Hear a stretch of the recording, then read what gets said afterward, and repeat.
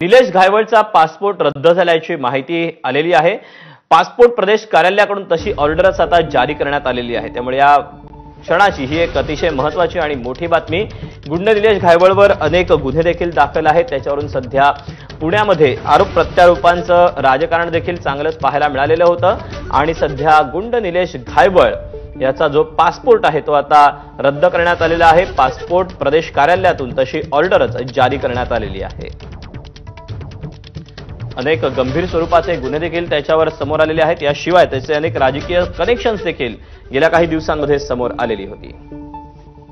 याबद्दलचे अपडेट आपण जाणून घेऊयात। मिकी घई आपल्यासोबत आहे। मिकी, पासपोर्ट प्रदेश कार्यालयातून ऑर्डर जारी करण्यात आले, या ऑर्डरमध्ये नक्की काय म्हटलंय?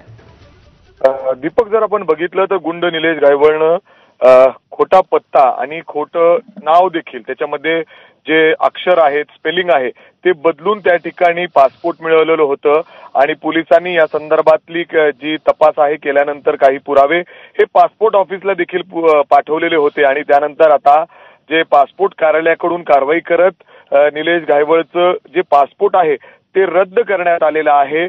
वेगवेगळे मुद्दे त्या ठिकाणी लिहिण्यात आलेले आहेत, जसं पत्ता जो खोटा आहे, अर्थात तो तिथं राहतच नाही, अशा नावाचं व्यक्तीच नाही आणि अर्थात जर आपण निलेश घायवळचा रेकॉर्ड बघितला तर त्याच्यावर अनेक गुन्हे दाखल आहेत। हे सगळं काही त्यांनी त्या ठिकाणी लपवलेलं होतं आणि हे लपवत त्यांनी पासपोर्ट मिळवलेलं होतं आणि तेच पासपोर्ट आता रद्द झालेला आहे। अर्थातच त्याच्या अडचणी आणखीन वाढलेल्या आहेत। तो जिथं कुठं असेल आता त्याला भारतात कसं आणायचं आहे यासाठी पोलीस प्रयत्न करतायत। Lookout notice, blue corner notice देखील या ठिकाणी जारी करण्यात आलेली आहे आणि पोलिसांचे आता हेच प्रयत्न आहेत की या गुंड निलेश घायवळला लवकरात लवकर भारतात आणायचं, त्याच्यावर कारवाई करायची। ज्या पद्धतीने त्याच्यावर मोकोका अंतर्गत देखील या ठिकाणी कारवाई सुरू आहे, म्हणजे अर्थात गुन्हा दाखल आहे त्याच्या आणि त्याच्या भावावर। मात्र आता सर्वात मोठी कारवाई म्हणावं लागेल, आता त्याचा पासपोर्ट देखील रद्द करण्यात आलेला आहे, ज्याच्यावर अनेक आरोप होत होते।